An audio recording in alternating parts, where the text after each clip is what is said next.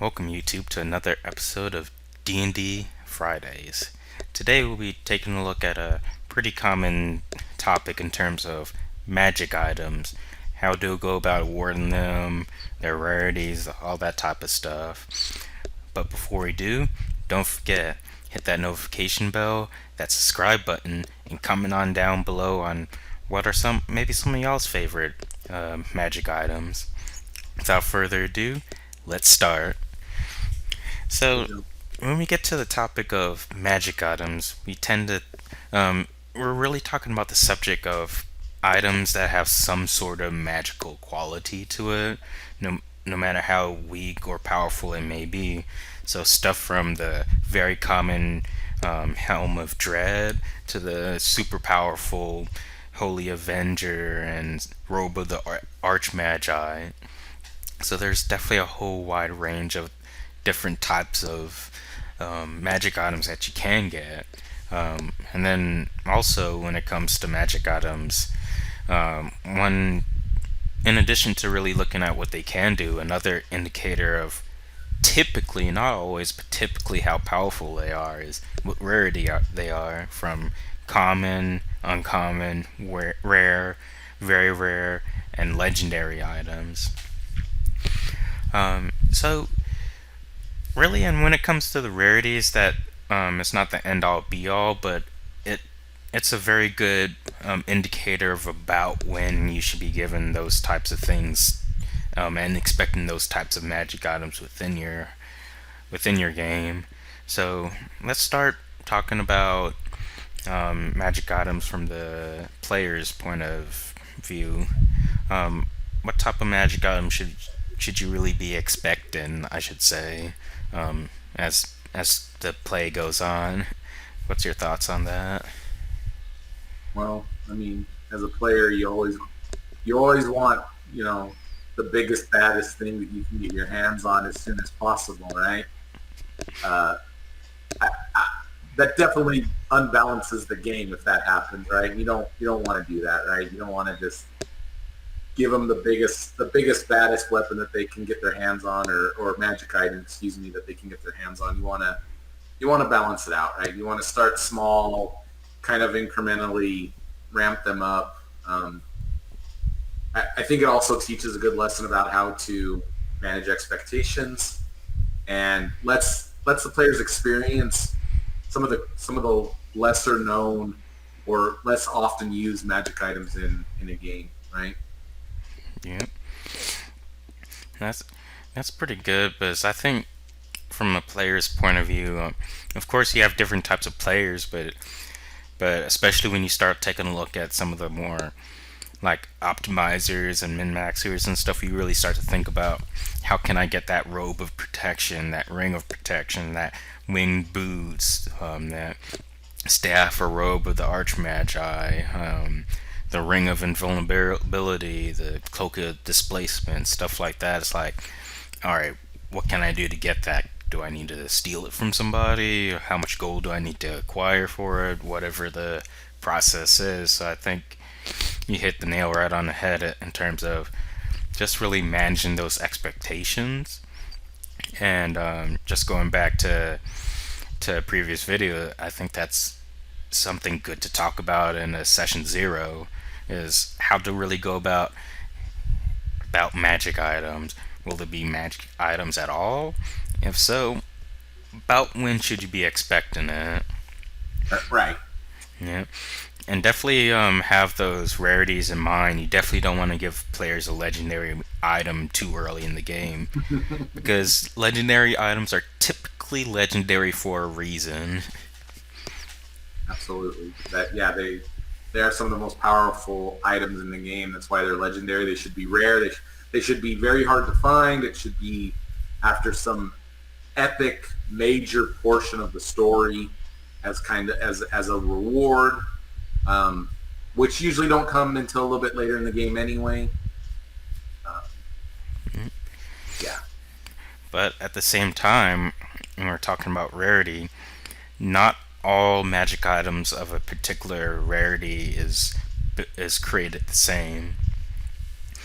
The winged boots, for example, an uncommon item, and it gives you about, if I'm not mistaken, up to 240 minutes of flying per day, and it recharges.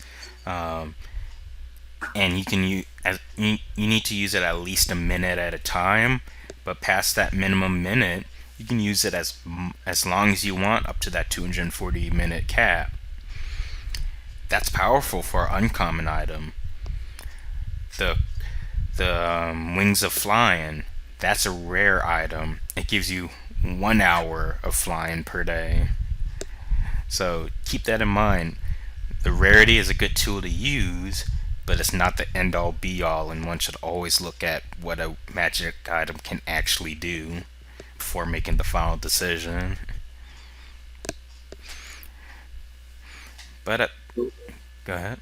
I think that's a really fair point. But you have to also make sure that as a DM, you want to make sure that you understand what these items can do, right? So the boot the winged boots, right? They technically run out of fly, right? You can only use them up to 4 hours a day, and then they're gone. But with the wings of flying, right? It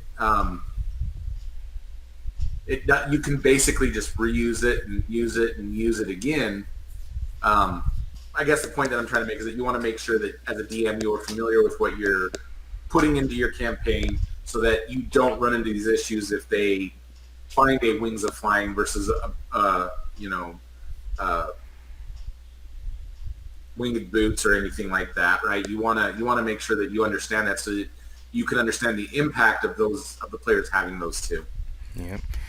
And when we talk about impact, and from a GM's point of view, um, we're all human, so at some point or another, you're gonna make a mistake and accidentally give something that's too powerful for any given time. Thankfully, there, as long as you have understanding players, there's ways around that, right? Like one way that you could have, that I think is probably one of the right ways of going about it, is just have a talk with your players and just say, "Hey, I I just realized that this might be a little bit too powerful for the game state at the current time frame. Let's work together to figure out how we can deal with this." I think that's a good way of going about it, because then you kind of also bring the players in on finding that solution that works for everybody. Yeah, absolutely. You're right. Have that conversation, set those expectations.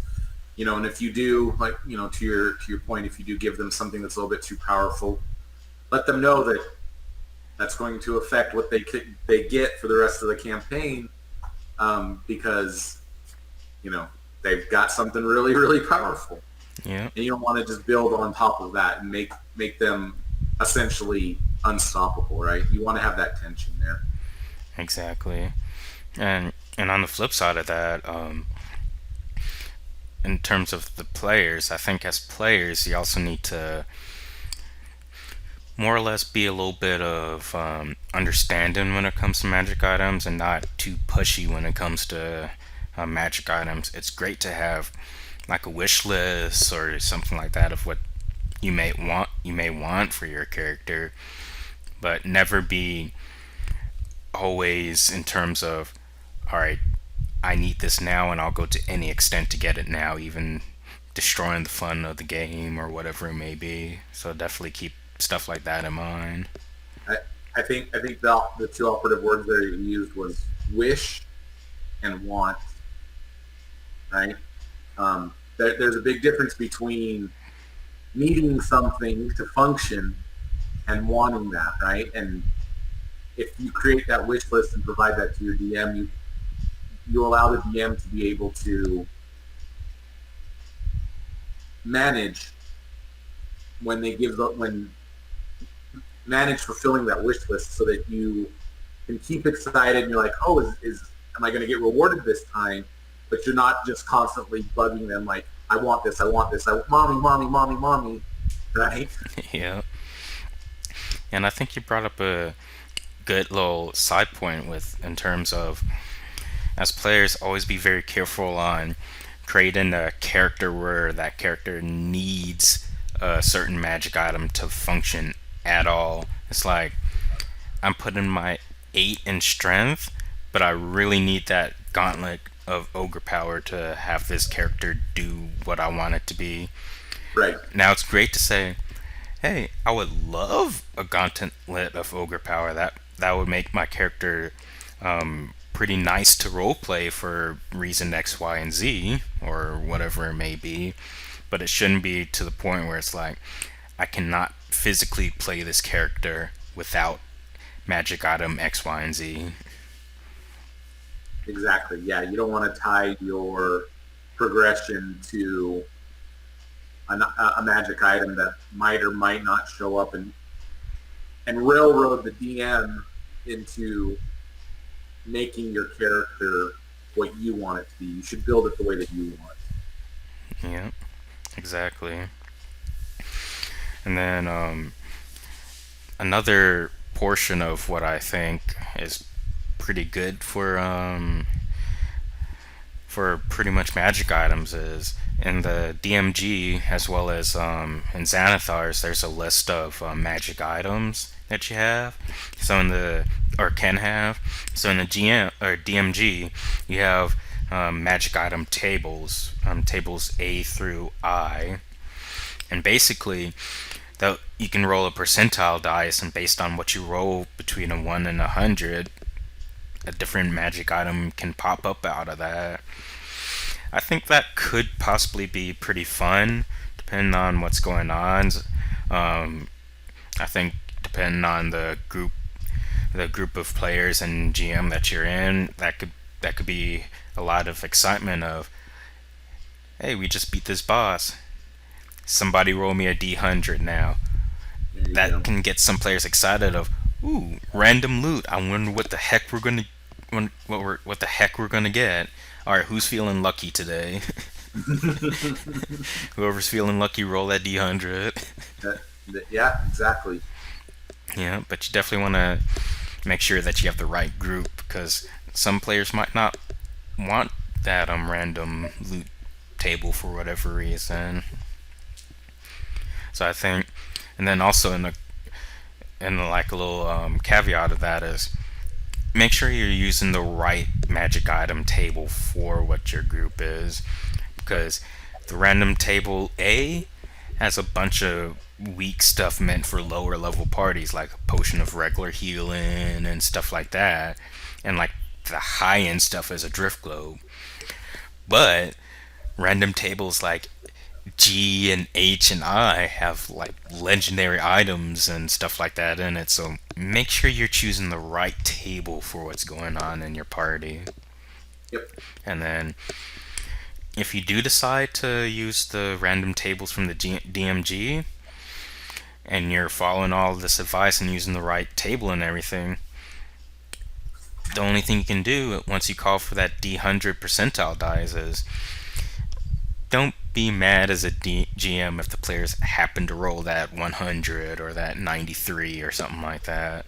Right. Because at the end of the day, as a GM, you're supposed to actually go through that table and make sure that you're okay with any one of those items potentially popping up. And Yep. if you're not okay with like magic item 93 and table 8 showing up, either use a different table, not use that method, or make your own magic item table that you feel comfortable with.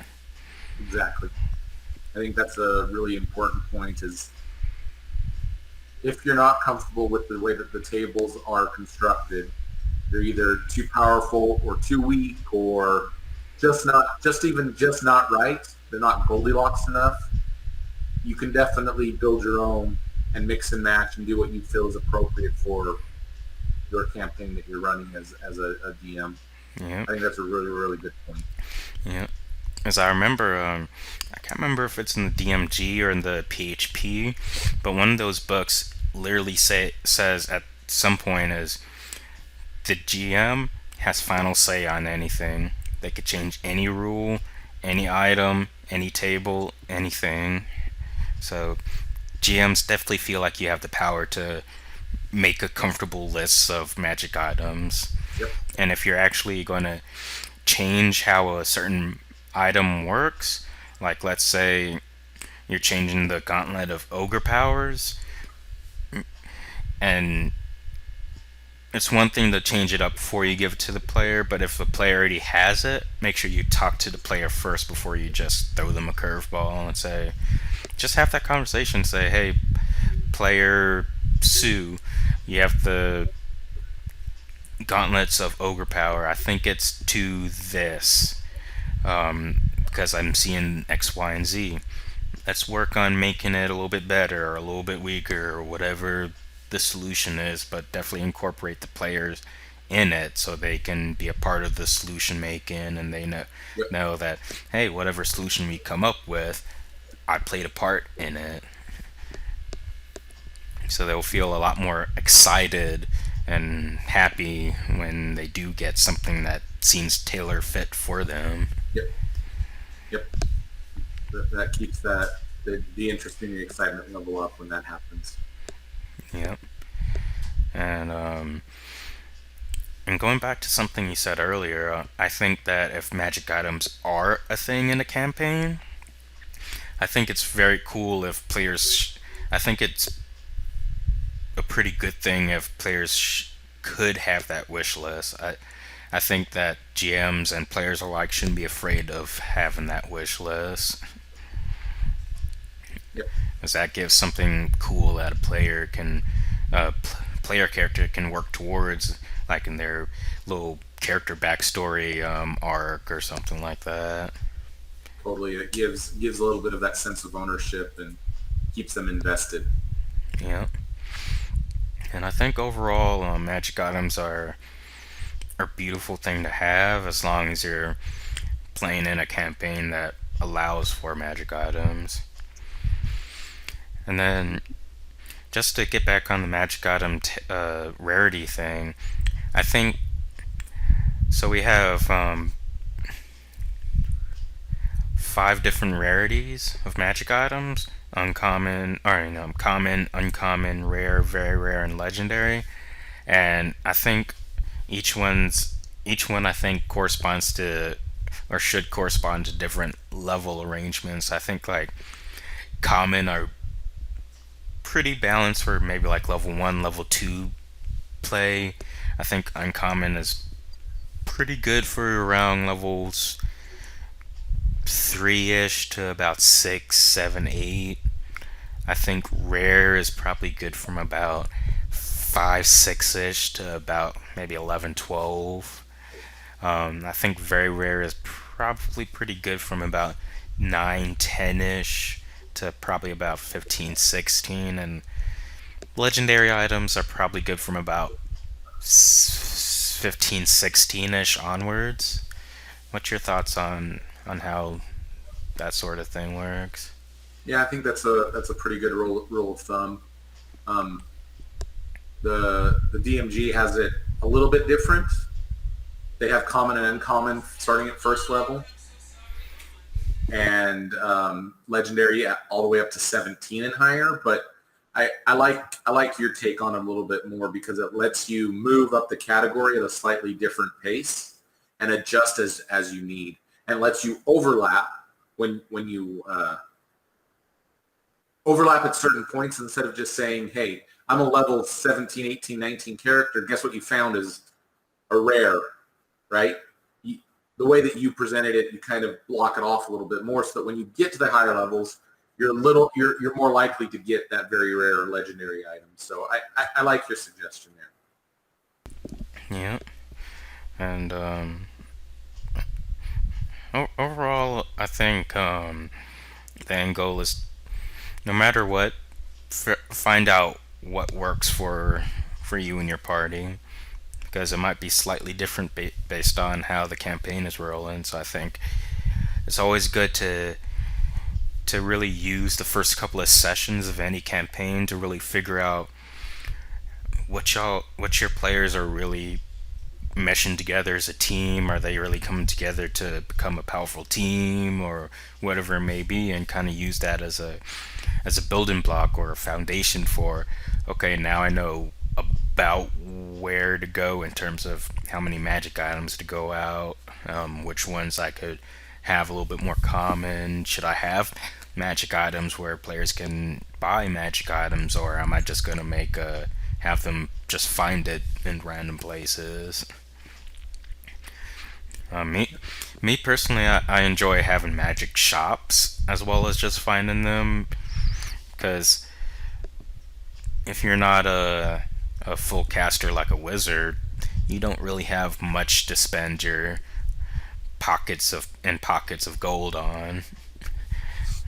Although if you have full caster stuff, you might have a lot of spell components to buy, like Hero's Feast. That's a pretty expensive ruby goblet that you have to buy for that. Yep. I really like your suggestion of the magic shops. I think that allows you as a dungeon master to introduce the concept of a bunch of different magic items, especially some of the lower tier ones, that and have them be available up front so that the players can start experiencing them and messing around with them and learning them, and it keeps them, for lack of a better word, distracted a little bit for a little while, so they're not constantly saying, where's my bigger, better thing, right? If you go to a magic shop and you've got 50 different items in there, right? You've got the opportunity there, they have the opportunity to learn about 50 different items that they could use, right? And it lets them kind of come back and experiment a little bit more. So it it uh, it it allows for them, it quells that need, that thirst to have big bad magic items, because they can have fun with these little common ones or uncommon ones even. Yep. And my one of my favorite ways of dealing with a magic item shop, that I like to do in my campaigns, is if somebody walks into a magic item shop and they see something cool that they might want to buy, like let's say a manta cloak or cloak of the manta ray, I mean, and they're like, "Ooh, that's cool. I would like to get that, but I'm 150 GP shy of it." Instead of just saying, "All right, now I got to go grind out a few dungeons or whatever it may be," sometimes I like to offer, "Hey, I can give you this cloak of the manta ray for a lower price, but you have to go on this side quest for me." There you go. And if you happen to take this and don't complete this side quest for me, I'm gonna send out the D&D police for you, and you're gonna have a tough fight on you. So it kind of gives players that motivation of, do I want to go out and just get the gold for this item, or do I want to take the risk and accept this side quest and hope that my party and I don't forget to complete the side quest, because there will be consequences for taking Yeah, this item and not doing the side quest. that's a great way to have extra hooks in your story as you're going along, and I like that idea also. I think that's a great suggestion. hmm Uh, Overall, I think there's a lot of different things you can do with magic items, but I think at the end of the day, the biggest thing to keep in mind is just have that conversation with your players and to keep the relative power level of each magic item in mind. And I think overall, things should be pretty peachy with magic items. Um, any final words? No, I think we covered a lot of good topics here. I highly suggest that DMs look at including magic items, not just because the players want them, but as ways to spice up and make your story interesting, and find fun and interesting ways to include them in the campaign. Agree. And without further ado, we'll conclude today's D&D's Fridays. And stay tuned until next week, folks. And until then, keep your all lives skeeky. Bye, everyone.